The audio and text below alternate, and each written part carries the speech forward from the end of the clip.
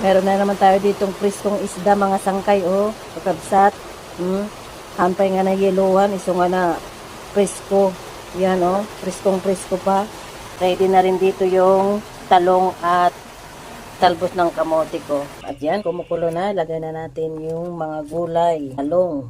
Sunod na rin natin yung kamote para sabay-sabay ng maluto. Pag naluto na yan, kakain na kami. Ito, luto na ang ating ulam.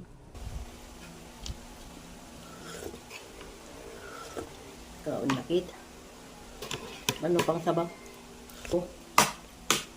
Talbos ng kamote.